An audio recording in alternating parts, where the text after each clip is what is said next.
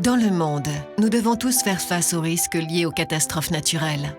La Martinique encourt des risques majeurs comme des séismes, des tsunamis, des cyclones et des risques chimiques. Notre insularité nous ramène à 8 heures de délai minimum avant l'intervention de secours venant de l'extérieur du territoire. Les secours de terrain, SDIS, forces armées, aide humanitaire ne pourront pas se rendre simultanément dans tous les quartiers, au plus proche de la population. C'est pour cela que l'Union régionale des professionnels de santé infirmiers de Martinique, URPS, association loi 1901, née dans le cadre de loi Hôpital Passion Santé Territoire HPST du 21 janvier 2009, participe au programme de la formation AFGSU 2, attestation de formation aux gestes et soins d'urgence niveau 2, dispensée par le SDIS et l'Union départementale des sapeurs-pompiers de la Martinique. Attention, attention pour lever. Attention pour lever. Lever. Voilà. Posez. L'URPS a sollicité le service départemental d'incendie et de secours ainsi que l'Union départementale des sapeurs-pompiers pour mettre en place une formation qui répond à leur projet, c'est-à-dire l'infirmier libéral, premier maillon de la chaîne de secours. Nous sommes dans une île avec de forts risques, donc il était intéressant d'avoir 1300 infirmiers répartis dans le département qui puissent être actifs en cas d'un événement majeur, mais également dans le cadre de leur patientèle. Nous avons décomposé cette formation en 2 grandes étapes. Donc la première étape s'est déroulée sur 3 jours et sous l'égide de l'Union départementale des sapeurs-pompiers. Et ces 3 jours de formation ont consisté à enseigner les gestes d'urgence aux infirmiers libéraux. Les gestes d'urgence, très importants, et de coller au plus près à la réglementation en vigueur en matière de formation des infirmiers en leur proposant un AFGSU 2 qui est une formation du ministère de la Santé. À l'issue de cette formation, en 2e étape, nous avons le service départemental d'incendie et de secours qui intervient et là propose aux infirmiers une formation au risque collectif, au risque majeur. Donc c'est une formation qui se veut graduelle. On part d'une prise en charge individuelle pour arriver à une prise en charge collective. Monsieur,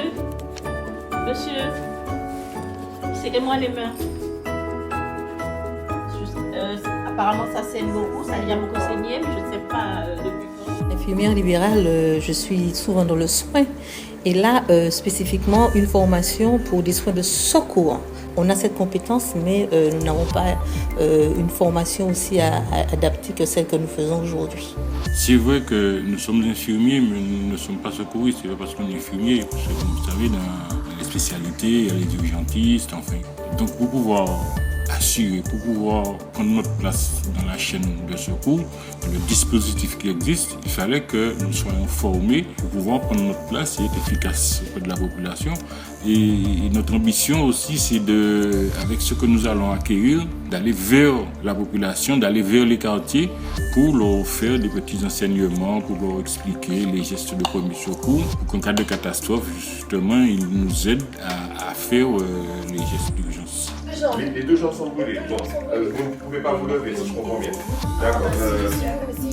Bon, alors déjà, on va lever votre bébé. Oui, je suis venue voir la grand-mère. D'accord. Je vais lui montrer son arrière-petit-fils qu'elle j'avais vu. Alors, l'étendue des brûlures se limite au niveau du tibia, enfin là, à ce niveau-là, voilà. Les 2 jambes, jambes droite et gauche. Est-ce que vous pouvez vous lever? Oui. D'accord. Voilà, vous allez vous lever. Vous allez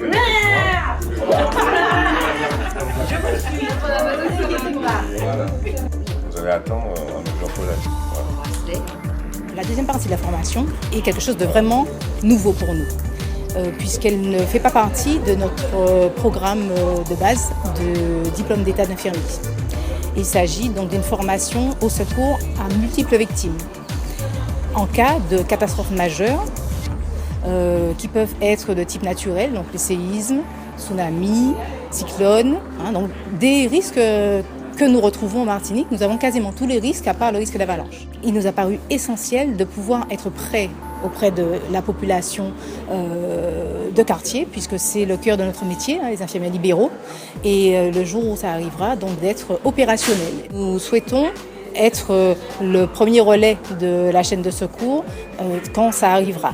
Nous avons, pendant cette semaine, revu nos bases en secourisme et complètement appris cette prise en charge de plusieurs victimes en même temps. Parce que prendre une victime isolément n'a rien à voir avec la prise en charge de 10, 20, peut-être 30 victimes.